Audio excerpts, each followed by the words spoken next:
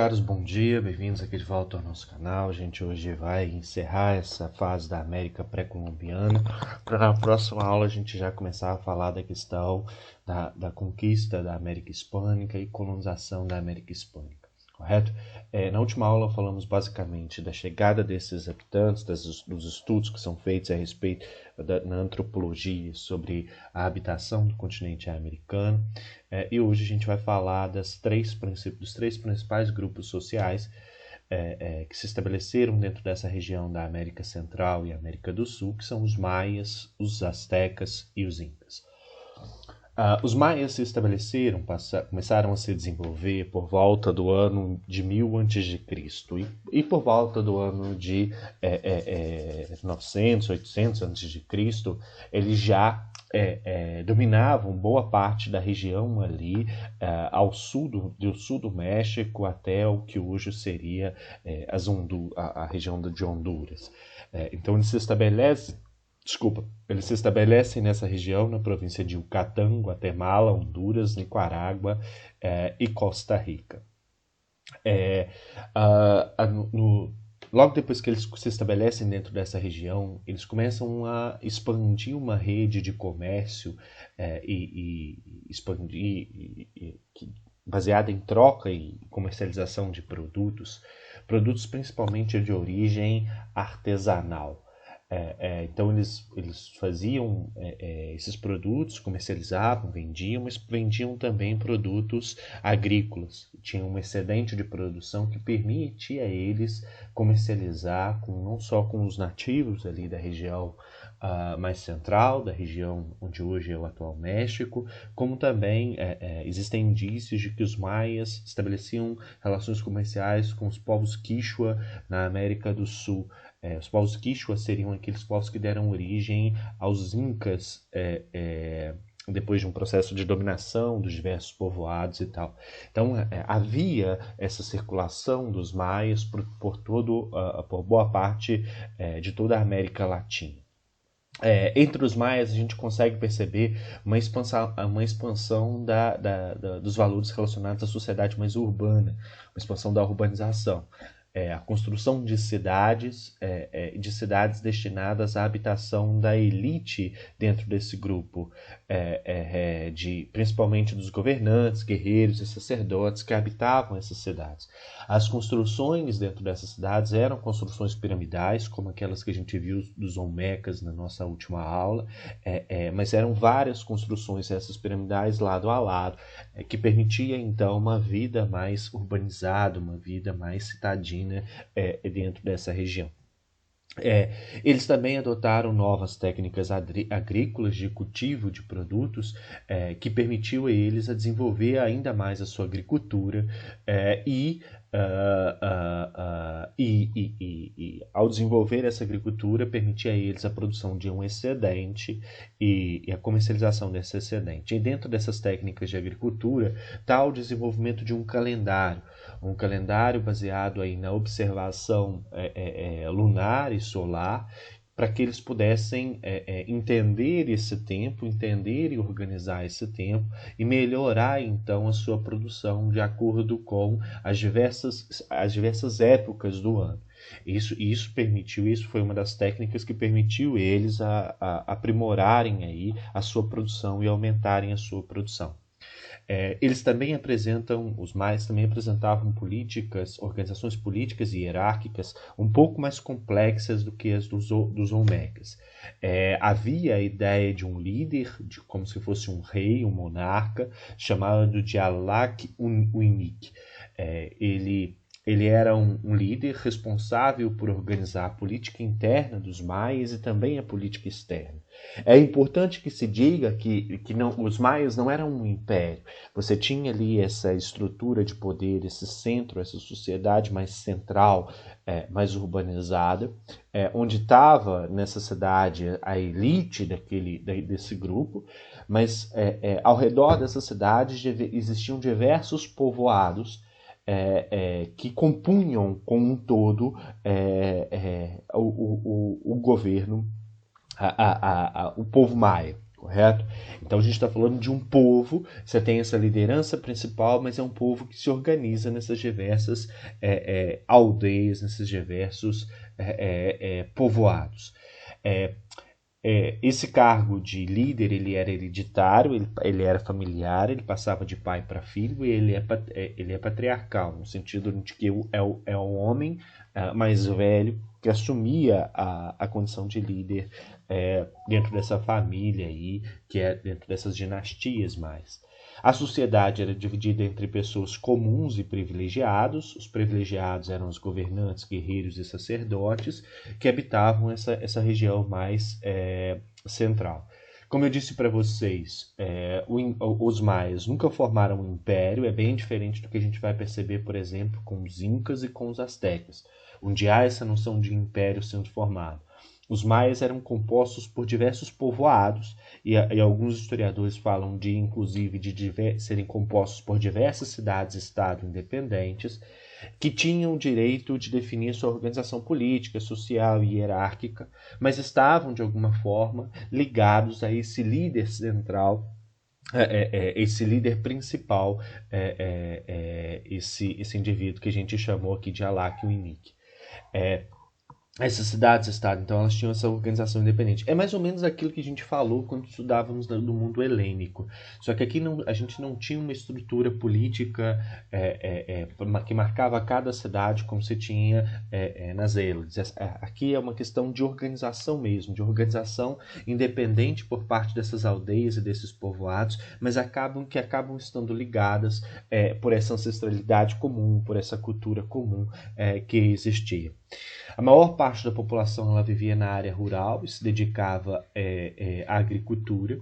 A principal atividade econômica é a agricultura. Existe o comércio, mas o comércio ele é baseado na comercialização de produtos artesanais e de excedentes de produção. E não é o que move a economia desse grupo, dos mais. O que move é justamente essa produção voltada para a subsistência. As cidades elas tinham uma importância política e religiosa. Como eu disse para vocês, eram nessas cidades que moravam os nobres, funcionários do Estado, sacerdotes, e era nelas que ficavam os principais templos religiosos. A produção agrícola era uma produção de subsistência, era uma produção voltada para a própria alimentação dentro dessas aldeias. Mas aquilo que excedia, aquilo que não era consumido, era comercializado, era vendido, como eu disse para vocês, não só com outras aldeias, não só com outros grupos populacionais mas era comercializado também com outras regiões, como é o caso da própria região Quechua do Império Inca, onde havia essa relação de trocas comerciais.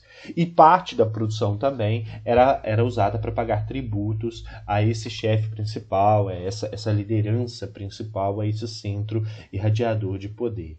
Então, parte era voltada para se pagar tributo.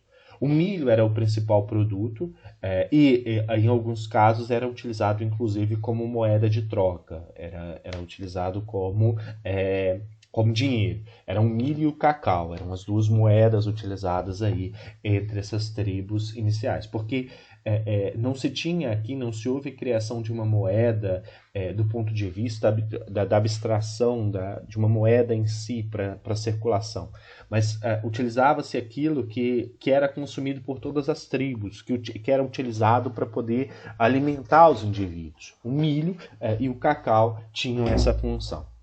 Além do milho, que era o principal produto, os maias também produziam cacau, batata, feijão, pimenta, abóbora, abacate, tabaco e algodão. Então, e alguns outros produtos. Então, a base da sociedade era essa agricultura, que era voltada principalmente para a subsistência desse grupo. E praticavam também a coivara, que era a ideia de derrubar e queimar a vegetação original para praticar a agricultura. Então, era uma das formas que eles utilizavam para poder se relacionar com esse meio e ter a possibilidade de praticar agricultura em maior quantidade. Então, uma das formas era derrubar a mata e queimar essa vegetação original para poder usar aquele território para produzir alimento, que é o que chamamos hoje de coivara. Utilizavam basicamente ferramentas de madeira e pedra, A obsidiana era uma espécie de quase que uma espécie de enxada feita com pedra e madeira. O cobre era utilizado para a fabricação de machados e a cerâmica para a fabricação de utensílios domésticos e funerários, ou seja, grandes vasos, algumas estruturas ali de vasilhames para poder, não só para poder fazer o alimento e conservar esse alimento, mas também como artefatos funerários. Muitos desses nativos eram enterrados em espécies de câmaras, em vasos, espécies de vasos. Eles eram colocados ali como se fosse um caixão e depois então enterrados. Os maias foram uma das primeiras tribos dentro do continente americano a desenvolver um sistema de escrita. Eles eram um sistema de escrita muito complexo, em que eles misturavam ideogramas, ou seja, símbolos, com símbolos fonéticos, como se fossem as nossas letras do alfabeto. Então eles tinham quase que um alfabeto. Eles tinham um alfabeto que lhe era próprio, um alfabeto que é muito difícil de ser decifrado, uma vez que você não tem uma comparação entre o que era esse alfabeto e o que é o nosso alfabeto. E também porque um ideograma, um símbolo, ele não dizia respeito a uma palavra em si, mas ele dizia respeito a toda uma ideia. Então, cada símbolo ele traz uma mensagem, ele traz uma ideia, e ele é associado com símbolos fonéticos, como se fossem as nossas letras. Então, é um conjunto, é um alfabeto muito complexo de ser decifrado, e pouquíssimos historiadores trabalham com esse alfabeto, e a maior parte não, eu acredito que nenhum deles tenha conseguido decifrar esse alfabeto maia por completo. Eles tinham também desenvolveram um sistema numérico muito próximo àquilo que era utilizado dentro da Europa, e já utilizavam a representação do zero, do conjunto vazio, da ideia de um número para representar o nada, para não representar aquilo que não tem nada dentro dele. E tinham bons conhecimentos de astronomia. Observavam muito os astros, tinham essa prática de ficar observando o céu, observando os astros, e isso permitiu a eles a elaboração de calendários muito complexos, e calendários que têm sido lidos de maneira muito errônea pela sociedade atual, porque não entendem a cultura maia. Porque a cultura dessas sociedades pré-colombianas era uma cultura compreendida como uma cultura cíclica, de um tempo que se abria e de um tempo que se fechava. E isso era baseado justamente na observação desses astros. E misturado muito com a ideia da religiosidade existente dentro dessas tribos. Então existia, por exemplo, a época do ouro, a era do bronze, a era da prata. Os maias acreditavam que existia um momento idílico, um momento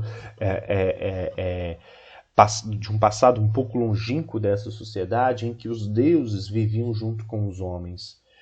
E em determinado momento esses deuses ficaram revoltados, entraram em barcos e foram embora. Entraram em barcos e foram embora para o Oceano Atlântico e abandonaram os homens. Então, esse momento de abandono seria um fechamento de um ciclo e o início de um outro ciclo, com mudanças significativas para o cotidiano desses indivíduos. Então, um outro ciclo iria se fechar no momento em que esses deuses voltassem, retornassem novamente. Que no calendário maia, que depois deu origem ao calendário asteca e inca, acabou coincidindo essa ideia de retorno dos deuses com o ano de 1492, que é o ano da chegada dos europeus ao continente americano. Por isso houve uma incompreensão muito grande das sociedades que ali viviam, comparando os europeus a deuses, porque eles acreditavam que eram esses deuses retornando para poder conviver, para poder viver harmonicamente novamente junto com esses indivíduos. Então eles constroem essa ideia desse calendário cíclico, de eras, baseado na astronomia e na observação desses astros, o que levou pessoas a falarem e defenderem que o calendário maia apresentava um fim para o mundo no ano de 2012. E surgiram, inclusive, várias representações no cinema, na literatura, no cotidiano, falando a respeito disso. Mas não é que os maias previram o fim do mundo em 2012. Até porque o fim do mundo não existiu. A gente está aqui para provar isso. Os maias eles previram que em 2012 a gente teria o fechamento de um ciclo astrológico e a abertura de um outro ciclo com outras ideias, com outros valores. Então a cultura deles não foi compreendida ao se interpretar o calendário maia e fizeram uma interpretação muito errônea e muito chula desse calendário. E por conta disso acabaram trazendo representações no cinema, na literatura e nas artes como um todo. Aqui a gente tem duas representações. Aqui é a cobra. Lembra que eu falei para vocês da cobra na nossa última aula, que era uma das representações de Quetzalcoatl, que era o deus supremo dentro ali dessa região ameríndia. E aqui uma pirâmide utilizada para moradia, para fins religiosos, para sacrifícios na cidade de Yucatán, na província de Yucatán, na cidade de Chichén Itzá, no México. Mais uma cidade na região de Honduras, Copán, em Honduras. Palenque, Chiapas, México, também uma cidade em que a gente tem essas representações da habitação. Tikal, na Guatemala. Então repare que eles estão aí em várias regiões. Por volta do ano de 900, a gente começa a perceber um declínio dessa sociedade maia, porque é uma sociedade... Por que ela teria declinado? Por conta de problemas climáticos na região, longos períodos de seca. O solo começou a ficar esgotado, justamente pela prática dessa coivara, ou seja, da constante queima ali da vegetação. O solo foi se esgotando, associado a longos períodos de seca, obrigou os maias a se deslocarem para diversas regiões à procura de terras mais férteis. E alguns historiadores falam também de que esses maias começaram a sofrer com invasões e guerras, principalmente promovidas pelos astecas, que já se estabeleciam e ganhavam força dentro dessa região. Chegamos então aos astecas, que foram um povo que, diferente dos maias, constituíram um império. Conforme vocês podem ver no mapinha aqui, um império que se estendia basicamente ao longo de toda a América Central. Eram os astecas que comandavam essa região no momento em que os europeus chegaram aí no século XVI, final do século XV, início do XVI, em 1492. E a conquista do México, em 1919, por Hernán Cortés, se refere justamente a uma luta entre os espanhóis e os astecas e a derrubada de Montezuma III por parte de Hernán Cortés. Os astecas teriam chegado a essa região, teriam se estabelecido ali, vindos da região mais ao norte, do que hoje seria a região da Califórnia, nos Estados Unidos, e se estabeleceram na região por volta do século XII. Logo que se estabeleceram na região, começaram o desenvolvimento de uma sociedade que resultou anos mais tarde em um controle de uma vasta região que compunha mais ou menos cerca de 6 milhões de habitantes, 300 mil somente na capital de Tenochtitlan. Então, na capital do Império Azteca, para a gente poder comparar aqui, tinha cerca de... tinha quantidade de pessoas que hoje corresponderia a 3 cidades de Pará de Minas. Então, era que só na capital tinha 3 vezes a quantidade de pessoas que a gente tem hoje na cidade de Pará de Minas. Então, a capital do Império Azteca era gigantesca, tinha um esquema, um sistema de construção, que era um sistema de construção muito aprimorado para a época e que demonstra uma capacidade arquitetônica e de engenharia, de leitura de objetos, de instrumentos e de técnica, se não superior, pelo menos próximo àquilo que se tinha dentro da Europa. A cidade de Tenochtitlan foi uma cidade construída dentro de um lago. Ela foi uma cidade erguida dentro do lago de Texcoco, na região do México. Então ela foi erguida sobre esse lago como se fosse uma ilha. Ela era uma cidade construída sobre o lago, e ela tinha uma estrutura de fortaleza que só poderia ser acessada por 4 pontes. E aqui no centro dela estava o coração, era onde ficava esse imperador. E só nesse centro de Tenochtitlan e ao redor dela aqui é que a gente tinha 300 mil habitantes. Então, para você construir uma cidade dessa, você tem que ter um conhecimento de técnica, um conhecimento de construção, de engenharia muito aprimorado, o que demonstra a capacidade aí de organização, de desenvolvimento intelectual dessas sociedades que estavam alocadas na região da América Central. Essa seria uma representação de como seriam as ligações aqui à cidade de Tenochtitlan, tá vendo? Você só teria acesso a esse coração político a partir dessas pontes que ligavam a cidade, então, ao território. Ao redor disso aqui tudo, a gente tem também indígenas habitando. Então, quando a gente fala de 300 mil habitantes na cidade de Tenochtitlan, eu não estou falando de 300 mil aqui dentro, no coração. Aqui estavam os principais, a nobreza, o imperador, a sua família, os principais generais. Mas ao redor aqui tudo a gente tem pessoas habitando essa capital, cerca de 300 mil, e em toda a região são cerca de 6 milhões de habitantes.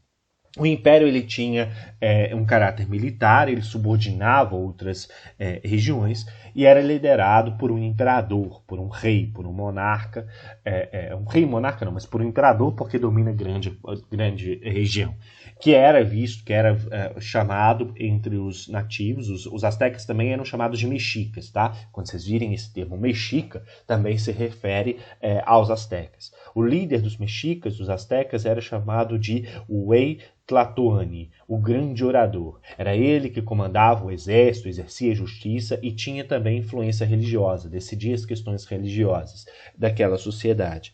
O Império Azteca ele era composto por várias cidades-estado que eram subordinadas aos astecas, subordinadas militarmente e não tinham sua independência, não eram como eram os maias. Elas eram obrigadas a pagar impostos, se não pagassem eram penalizadas por isso, seus habitantes eram escravizados, então havia uma rede de imposição de poder, uma estrutura de poder ali, de comando bem complexa. A sociedade era dividida entre a nobreza era composta por esses comandantes do exército, por esses sacerdotes e pelos governantes. Abaixo deles vinham os comerciantes e os artesãos especializados. Isso significa que o comércio ele era muito importante dentro desse sistema de poder ateniense.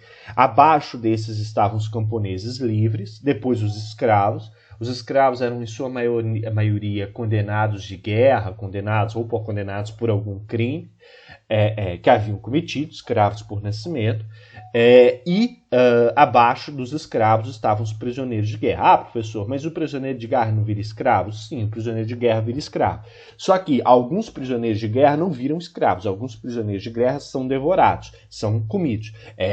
Na cultura asteca havia o hábito do ritual da antropofagia, de prender o inimigo, escolher entre esse inimigo mais forte dos guerreiros, passar por todo um processo ali de adaptação desse guerreiro dentro daquela sociedade, oferecer a ele uma mulher para que ele pudesse sanar os seus apetites sexuais e ao mesmo tempo pudesse deixar uma linhagem dentro daquela tribo, e logo depois então era devorado, era comido. E como eu disse para vocês, era muito comum retirar a pele desse indivíduo depois que ele havia morrido e colocar ela em um jovem guerreiro da tribo, porque acreditava-se que assim aquele jovem guerreiro iria se apropriar de todos os valores e de toda a coragem daquele guerreiro ali que o antecedeu. Na agricultura, eles cultivavam tomate, algodão, batata doce, cenoura, abóboras e morangas das mais variadas, girassol e vários tipos de pimenta e pimentões. O cacau e o milho eram usados como moeda, conforme eu expliquei para vocês quando falávamos dos maias. E do ponto de vista da carne, eles consumiam muito carnes de peixes, de aves, principalmente o peru, e também criavam cachorros para sua alimentação. Não os cachorros como a gente conhece hoje, que vem do mundo europeu, mas cachorros que eram domesticados aí da natureza, cachorros do mato que eram domesticados. Para a questão da prática da agricultura, os astecas desenvolveram importantes canais de irrigação e fizeram um tipo de construção que nós chamamos de chinampas. O que eram as chinampas? As chinampas eram como se fossem canteiros que eram construídos em cima de lagos e com esses canais de irrigação, que permitia, assim, o cultivo de plantas ao longo de todo o ano, e a irrigação dessas plantas com a água desses rios, com a água desses lagos. O calendário asteca, ele bebeu muito no calendário maia para ser construído. Ele era um calendário solar que permitia planejar as épocas de cultivo e colheita de acordo com as estações do ano. O ano para os astecas era dividido em 18 meses, de 20 dias e mais 5 dias destinados exclusivamente a práticas religiosas. No total, dava o ano solar de 365 dias, que é um ano como a gente tem nos dias de hoje. A cada 4 anos, eles incluíam um dia a mais nesse calendário, que era um dia religioso. Então, ao invés de você ter 5 dias religiosos, você tinha 6 dias religiosos. O que já nos leva a compreender, então, que esses astecas já tinham essa ideia, a mesma ideia que nós temos hoje de ano bissexto, e permitia a eles a ter um controle do tempo muito parecido com aquele que os europeus tinham. E tinha uma concepção cíclica do tempo, conforme eu expliquei para vocês quando falávamos do calendário maia. Desse tempo que termina e começa outro, e assim sucessivamente. Utilizavam metais, principalmente para fabricar joias, ornamentos, máscaras e plumagem. Os astecas tinham a utilização do metal, eles utilizavam prata, utilizavam cobre e utilizavam muito ouro. Havia grandes estátuas, grandes estruturas feitas de ouro maciço na região da cidade de Tenochtitlan, o que chamou muito a atenção dos europeus ao adentrarem esse território e ao iniciarem um processo de conquista desse território. Na cerâmica, eles utilizavam a cerâmica principalmente para a produção de utensílios, de estátuas e de esculturas. E no tecido, eles fabricavam tecido com fibras de cacto, também com algodão, e também usavam plumagem de animais para a fabricação desses tecidos. Os astecas caíram somente no século XVI. Então, eles têm o seu poder ali sendo construído desde o ano de 900 até o ano de 1519, 1520, quando Hernán Cortés chega a essa região. Então a gente está falando aí de cerca de 600 anos de dominação dos astecas sobre essa região e de construção desse império que foi se formando com os astecas. Eu sei que a aula vai ficar um pouquinho longa, um pouquinho mais longa, mas eu vou terminar aqui com os incas. Eu preciso de mais 5 minutinhos para poder terminar, tá bom? Os incas, eles habitavam a região aqui da América do Sul. Reuniam cerca de 15 milhões de habitantes. A princípio eram pequenos povoados que depois foram dominados por um único grande chefe e acabaram compondo um império Inca. E reunia povoados aqui que margeiam a Cordilheira dos Andes, na região da Colômbia, Equador, o que hoje é Colômbia, Equador, Peru, Chile e Bolívia. É considerado o mais extenso império da América pré-colombiana, maior inclusive do que o Império Azteca. Embora, por que os incas são menos falados quando a gente fala de América pré-colombiana? Porque aqui não se achou tanto ouro, os espanhóis não acharam tanto ouro quanto acharam na América, na região central ali, sob o domínio dos astecas. Tinha ouro, tinha prata, mas não tanto quanto eles conseguiram retirar da América Central, da região do México. Ele teria surgido por volta do século XII e caiu também no século XVI, quando a gente tem um enfrentamento entre os Quichua, os Incas. Quichua Quichua e Inca são a mesma coisa. Então, mexica e asteca é a mesma coisa, Quichua e Inca a mesma coisa, correto?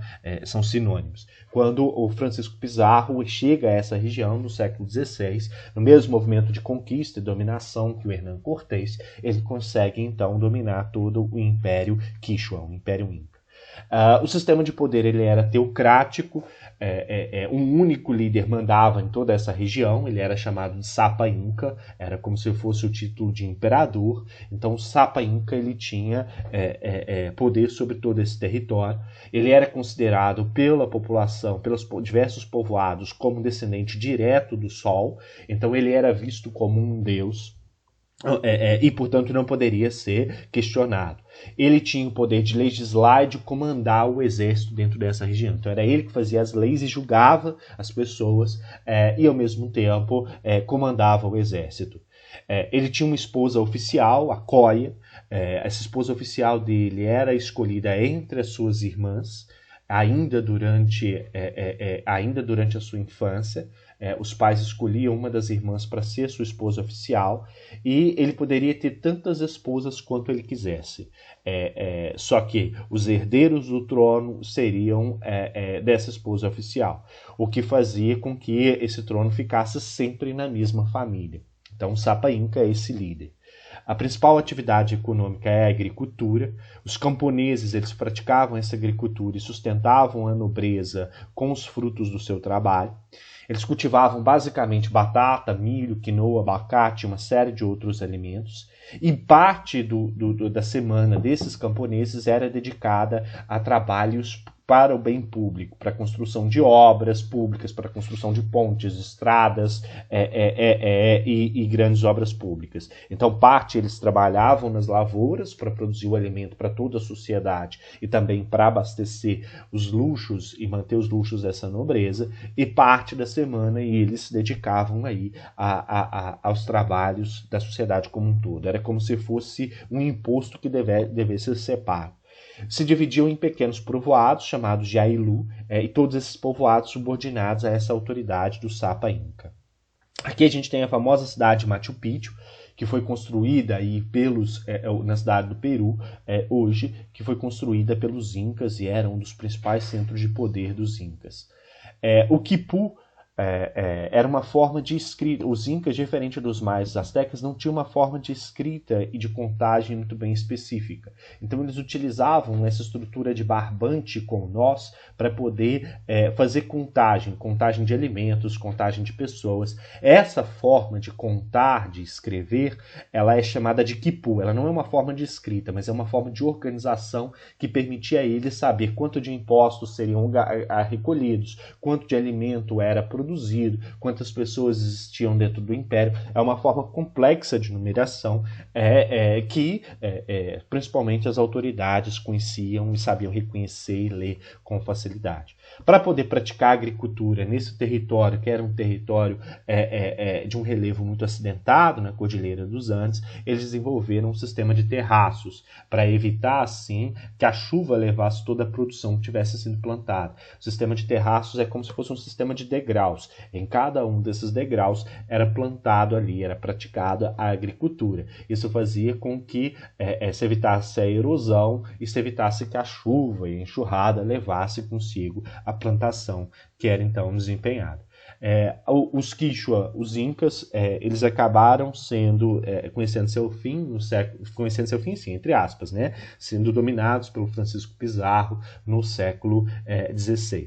Boa parte das sociedades hoje, da sociedade Peru, da Colômbia, de toda aquela região ali que a gente viu que os Incas faziam parte, estima-se que metade da população desses territórios sejam descendentes desses Incas, descendentes desses Quichua que viveram dentro dessa região. Com a imagem do Francisco Pizarro, eu termino a nossa aula de hoje, fecho essa aula da América Pré-Colombiana. Agradeço a vocês pela atenção, peço a vocês para fazer a atividade lá da pasta de avaliações, e qualquer dúvida que vocês tenham, eu estou lá no Meet para a gente poder conversar e dialogar. Desculpa pelo fato da aula ter sido um pouco mais longa, tá bom? Obrigado pela atenção e até a próxima aula.